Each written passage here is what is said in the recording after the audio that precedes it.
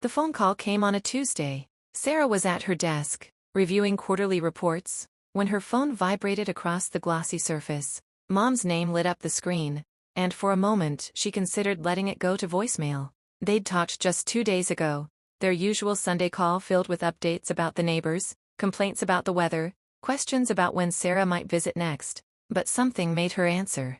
Sarah? Her mother's voice was smaller than she'd ever heard it. Honey, I need you to sit down. Sarah's heart dropped into her stomach. She was already standing, her chair rolling backward from the force of her movement. Mom? What's wrong? It's cancer, sweetheart. Stage 3. The doctor says. Her mother's voice cracked, and Sarah heard her take a shaky breath. The doctor says we caught it late. The office dissolved around her. The fluorescent lights, the murmur of colleagues, the endless rows of cubicles, all of it faded into white noise. Sarah gripped the edge of her desk, her knuckles turning white. What kind? She managed pancreatic. Her mother said it quietly, as if saying it softly might make it less true. I start treatment next week. Chemo. They're hopeful, but realistic. Sarah knew what that meant. She'd read enough, seen enough medical dramas, lost enough friends' parents to know that realistic was doctor speak for prepare yourself. I'm coming home, Sarah said immediately. I'll get on a plane tonight. No, honey, you don't have to. Mom, I'm coming home. When she hung up, she stood frozen in her cubicle for what felt like hours, but was probably only seconds. Then she grabbed her purse, mumbled something to her supervisor about a family emergency, and walked out into the gray Chicago afternoon. She needed to tell Derek. Derek was in their apartment when she got home, sprawled on the couch with his laptop balanced on his thighs, headphones on. He didn't look up when she came in, his fingers flying across the keyboard. Some work project, probably. There was always a work project, Derek. Her voice came out hoarse. He held up one finger, wait, and kept typing. Sarah felt something hot and sharp rise in her chest, but she swallowed it down. Not now. Not today. Derek. She said it louder this time, and he finally looked up, pulling off his headphones with an irritated expression. What? I'm in the middle of... He stopped when he saw her face. What happened? It's my mom.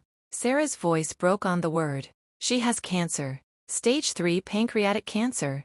Derek's expression shifted through several emotions. Surprise, concern, calculation. He set his laptop aside and stood, crossing to her. His arms wrapped around her, and Sarah let herself collapse into him, her body shaking with sobs she hadn't known she was holding back. Hey, he murmured into her hair. It's okay.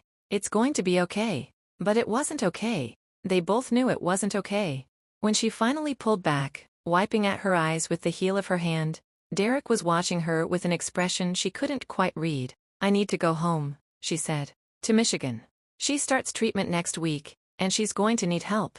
She's all alone in that house. And... For how long? Derek interrupted. Sarah blinked. What? How long do you need to be there? I don't know. A few weeks? Maybe a month? Even as she said it, she knew it was longer. Stage 3. Pancreatic. The statistics scrolled through her mind like a death sentence. 6 months. Maybe a year if the treatment worked. Derek's jaw tightened. A month? Sarah, you can't just take off for a month. What about your job? I'll figure it out. Take leave. Work remotely. And us? He gestured between them. What about us? I can't just put my life on hold because my mother is dying? Sarah's voice rose, sharp and incredulous. Are you serious right now? That's not what I meant. Derek ran a hand through his hair, a gesture she'd once found endearing but now just seemed like a tell, a sign he was about to say something she wouldn't like. I just mean, we have plans. The lease is up in 3 months. We were going to start looking at places to buy. Your boss isn't going to hold your position if you disappear for weeks on end. Have you thought about any of this? My mom just told me she has cancer 3 hours ago. So no, Derek, I haven't worked out every logistical detail yet. They stared at each other across the living room, and for the first time in 3 years, Sarah felt like she was looking at a stranger. I'm sorry, Derek said finally, his voice softening. You're right. I'm being an asshole. It's just, this is a lot. For you? The words came out bitter. It's a lot for you. For both of us. He crossed back to her, taking her hands. Look, I get it. Your mom is sick. That's terrible. But we need to be smart about this. Strategic. You flying off to Michigan and playing nurse isn't going to change the outcome. These things, they run their course. And you destroying your career, our future, in the process doesn't help anyone. Sarah pulled her hands away. Playing nurse? Derek, she's my mother. I know that. I'm just saying there are other options. Hire help. Find a care facility. Something that doesn't require you to put everything on hold indefinitely. I'm not putting her in a home. I didn't say. That's exactly what you said. Sarah grabbed her purse. I need to go for a walk. Sarah, wait.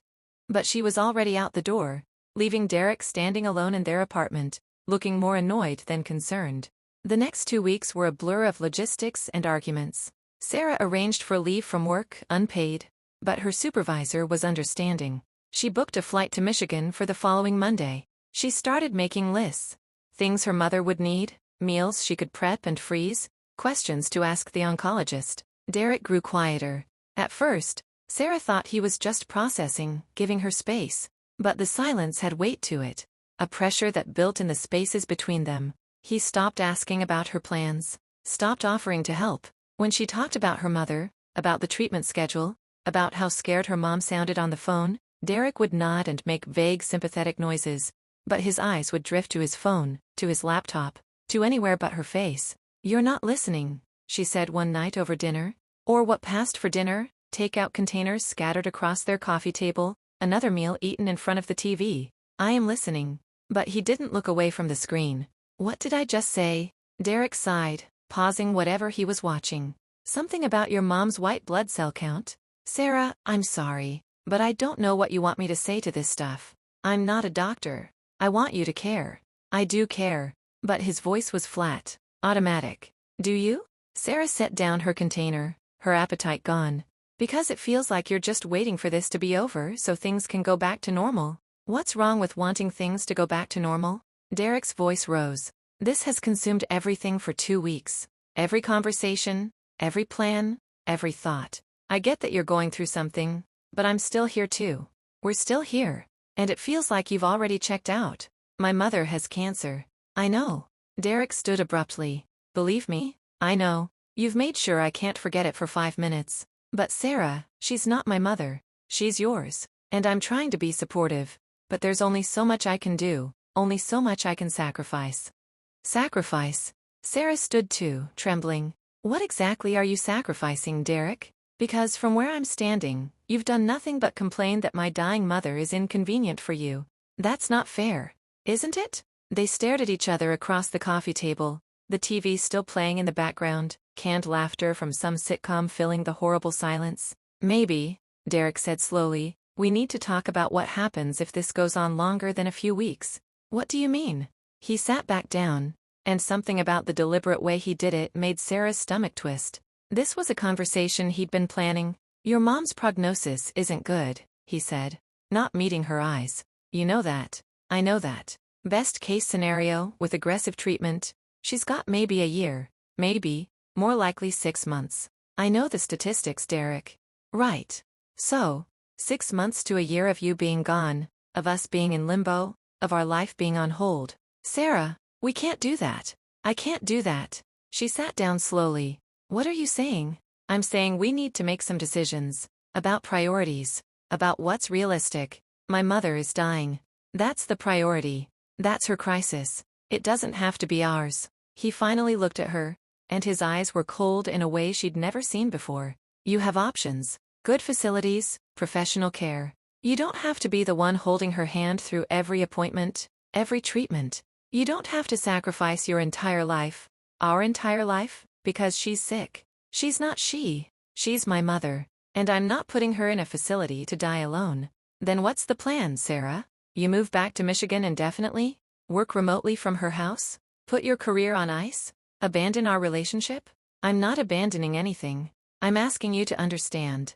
I do understand. Your mom is sick. It's tragic. But people get sick. People die. That's life. And the living have to keep living. We have a future to build. We've been together 3 years. We've talked about marriage, kids, buying a house. Are you really going to throw all that away to play nursemaid? The word hit her like a slap.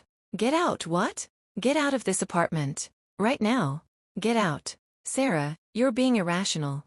Get out. She was screaming now, and she didn't care. Get out, get out, get out. Derek grabbed his keys and his phone, his face flushed with anger. Fine. I'll stay at Mark's. But when you calm down, when you think about this rationally, you're going to realize I'm right. You're going to realize that I'm the one being realistic here. The door slammed behind him. Sarah stood in the sudden silence of their apartment, shaking. Then she collapsed onto the couch and cried until she had nothing left.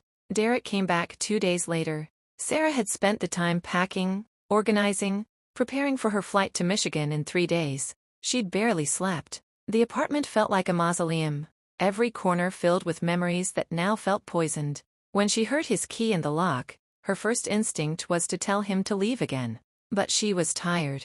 So tired, Sarah. He stood in the doorway, looking haggard. We need to talk.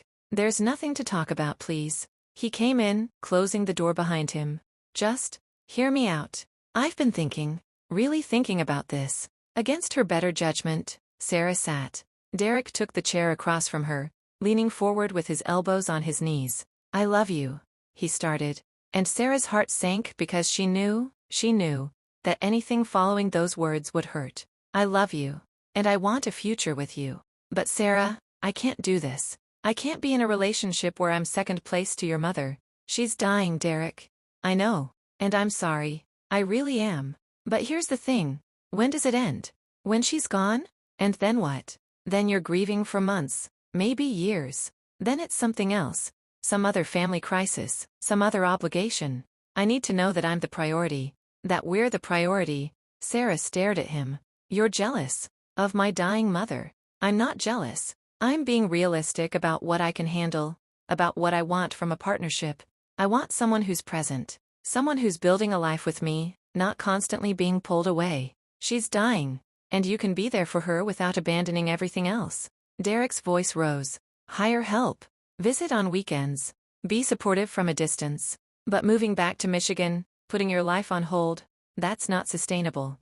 That's not fair to me. Sarah felt something cold settle in her chest, something like clarity. You're asking me to choose. Derek was quiet for a long moment. Then he nodded. Yeah, I guess I am. Between you and my mother. Between our future and this. Whatever this is. This martyr complex. This need to sacrifice yourself. It's not a sacrifice to care for someone you love. It is if it destroys everything else in your life. Derek stood, pacing now. Sarah, I've talked to my therapist about this. Your therapist? And she agrees that it's healthy to have boundaries. That it's okay to prioritize your own life, your own relationship. You're not responsible for your mother's illness. You're not responsible for fixing it or managing it or being there for every single moment. She has doctors. She can have nurses. She doesn't need you to give up your entire life. She doesn't have anyone else. That's not your fault. Sarah stood too, her whole body rigid with rage. You want to know what I choose? Derek looked at her, something hopeful in his eyes. Sarah. I choose her. I choose my mother. Every single time, I choose her over you. The hope drained from his face. You're making a mistake. Maybe, but it's my mistake to make. If you get on that plane, Derek said, his voice hard now, we're done. I mean it. You walk out that door, and I'm not waiting around for you to come back. I'm not putting my life on hold. I'm not asking you to. So that's it? 3 years, and you're just done? Sarah felt the tears coming but held them back. She wouldn't cry in front of him. Not again. You're the one making ultimatums, Derek. You're the one who can't stand by me through this. So yeah, we're done. He stared at her for a long moment, and she wondered if he might take it back, might say he didn't mean it, might choose her the way she was choosing her mother. But he just picked up his jacket and walked to the bedroom. She heard drawers opening, the sound of clothes being shoved into bags. 20 minutes later, he emerged with 2 duffel bags and his laptop case. I'll come back for the rest later, he said at the door. When you're gone, Derek. I really did love you. His voice cracked slightly. For what it's worth. If you loved me, you'd understand. If you loved me, you'd stay. The door closed behind him with a soft click. Not a slam this time. Somehow that was worse. Sarah stood in the empty apartment and finally let herself fall apart.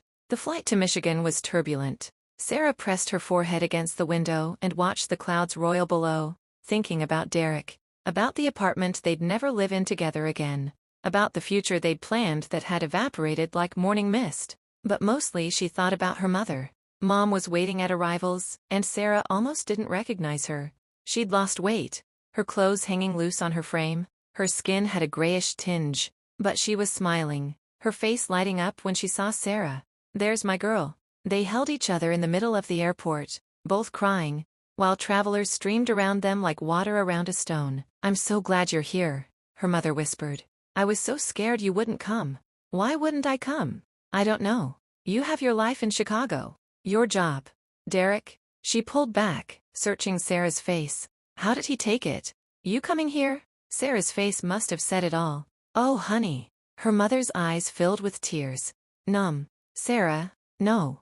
You didn't break up with him because of me. I broke up with him because of him." Sarah grabbed her mother's hand. "Come on. Let's go home." The house looked smaller than Sarah remembered. The same beige siding, the same flower boxes under the windows that her mother religiously planted every spring. The same porch swing where they'd spent summer evenings, her mother reading while Sarah chased fireflies in the yard. Inside, everything was neat but tired. The furniture was the same furniture from Sarah's childhood. The photos on the walls chronicled her life in freeze frames: kindergarten graduation, high school prom, college diploma. "I've set up the guest room for you," her mother said, leading her upstairs. "Fresh sheets. I even got that lavender spray you like." The guest room was tiny, barely big enough for the twin bed and dresser, but it was clean and bright, with lace curtains filtering the afternoon sun. "Mom, this is perfect." That night, they ate dinner at the small kitchen table, her mother picking at her food while Sarah tried not to notice, and talked about everything except cancer, the neighbors, the garden, the book club that still met every Thursday at the library. It wasn't until they were washing dishes that her mother finally said it. "You can still go back, you know, to Chicago, to Derek. It's not too late, Mom." "I'm serious, Sarah. I don't want to be the reason you lose your life, your future." Sarah dried her hands and turned to face her mother. "You're not a reason I'm losing anything. You're my mother. You sat up with me every night when I had pneumonia in 3rd grade. You worked double shifts to pay for my college. You taught me how to change a tire, how to make your grandmother's lasagna, how to stand up for myself. You showed up for every important moment of my life. How could I not show up for this?" Her mother's face crumpled. "Oh, baby." "Besides," Sarah said, pulling her mother into a hug, "Derek wasn't my future. Anyone who would make me choose between him and you was never my future. You helped me see that." They stood in the kitchen, holding each other while the dishwater grew cold, and Sarah knew she'd made the right choice. The first round of chemotherapy was brutal. Sarah held her mother's hand through it, watching the poison drip into her veins, watching her skin turn even grayer. Her mother tried to make jokes. "At least I'm saving money on haircuts," but they both knew what was happening. The cancer was winning. Some days were better than others. On good days, her mother would sit in the garden, wrapped in blankets, while Sarah read to her. They'd watch old movies. They'd look through photo albums and remember. On bad days, her mother couldn't get out of bed. Sarah would bring her water and crackers, the only things she could keep down. She'd help her to the bathroom, hold her hair while she vomited, change the sheets when she was too weak to make it in time. It was exhausting. It was heartbreaking. It was the most important thing Sarah had ever done. 3 weeks in, Derek texted, "I miss you. Can we talk?" Sarah stared at the message for a long time. Part of her wanted to respond, wanted to hear his voice, wanted to pretend that maybe they could find a way back to each other. But then her mother called from the bedroom, her voice weak, and Sarah set the phone down and didn't pick it back up. He texted again a week later. "I was wrong. I'm sorry. Please come home." This time, Sarah did respond. "I am home." He didn't text again. 6 weeks into treatment, her mother had a good day. A really good day. She woke up with color in her cheeks and energy in her voice. She insisted on making breakfast, scrambled eggs and toast, just like she used to make when Sarah was a kid. "The doctor said the tumor markers are down," she said, flipping eggs with more vigor than Sarah had seen in weeks. "Not much, but down." "That's something." "That's great, Mom." They ate breakfast in the garden, the October sun warm on their faces. The trees were turning, gold and red and orange. "I'm sorry," her mother said suddenly. "For what?" "For all of this. For taking you away from your life. For being the reason you and Derek broke up. For..." Mom, stop. Sarah set down her fork. You're not a reason. You're not a burden. You're my mother, and I love you. And there is nowhere else I would rather be. Her mother's eyes filled with tears. How did I get so lucky? To have a daughter like you? Luck had nothing to do with it. You made me who I am. They spent the day doing normal things. They went to the farmer's market and bought apples. They stopped at the library and picked up books. They even went to the movies, her mother insisting she felt strong enough. And they watched some romantic comedy and shared a tub of popcorn like Sarah was 15 again. That night, lying in her twin bed in the guest room, Sarah thought about Derek, about whether she'd made a mistake, about whether she'd thrown away her future for a few good days. But then she heard her mother laughing at something on TV downstairs, and she knew with absolute certainty that she was exactly where she was supposed to be. The good days didn't last. By November, her mother was too weak to get out of bed most days. The chemo had stopped working. The cancer was spreading. The doctor used words like palliative care and making her comfortable and time to prepare. Sarah called hospice. They set up a hospital bed in the living room, where her mother could look out at the garden. Nurses came twice a day. There were medications for pain, for nausea, for anxiety. I don't want to die, her mother whispered one night, clutching Sarah's hand. I know, Mom. I know. I'm not ready. There's so much I still want to do. So much I want to see. Your wedding, grandchildren. Her voice broke. I know. They cried together until her mother fell asleep, the morphine pulling her under. Sarah sat beside the bed and watched her mother breathe. In and out. In and out. Each breath a small victory, a small defeat. Her phone buzzed. A Facebook notification. She almost ignored it. But something made her look. Derek had posted a photo. Him and a woman, smiling at some restaurant. Her hand was on his arm. The caption read, New beginnings. It had been 3 months. Sarah stared at the photo for a long time. She waited for the anger, the hurt, the jealousy.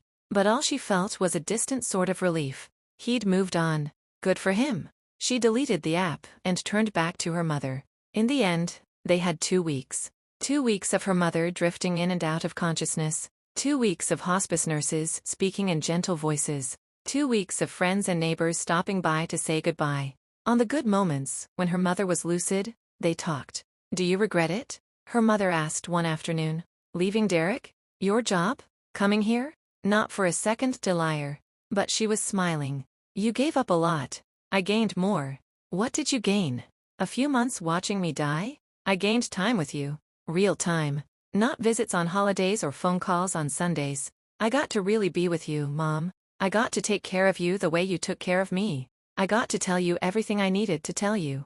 How do you put a price on that? Her mother squeezed her hand. You're stronger than I ever was. I learned from the best. They were quiet for a while, just holding hands, watching the November rain streak the windows. I'm proud of you, her mother whispered. So proud. You chose love. The right kind of love. Not the kind that makes you smaller. The kind that makes you whole. You taught me that. Then I did something right. Those were the last real words they exchanged. Her mother died on a Tuesday. Sarah was sitting beside her, holding her hand, when her breathing simply stopped. No dramatic final breath. No last words. Just a pause that stretched into forever. Mom? Sarah squeezed her hand. Mom? But she knew. She knew her mother was gone. The hospice nurse was kind, efficient. She made the necessary calls, handled the arrangements. Sarah sat and held her mother's cooling hand and felt empty. The funeral was small. The same church where her mother had taken her every Sunday as a child. The same neighbors who'd watched Sarah grow up filled the pews. They told stories about her mother, her kindness, her strength, her laugh. Sarah stood at the front and talked about choice. About how her mother had taught her that love was a verb, not a feeling. That showing up was the only thing that mattered. She didn't mention Derek. He belonged to a different life, a different version of herself. After the burial, after the reception, after everyone had gone home, Sarah stood in her mother's empty house and felt the silence press against her. She was alone. She'd chosen these last months with her mother over her relationship, her career, her life in Chicago. And she didn't regret it. She didn't. But she was still alone.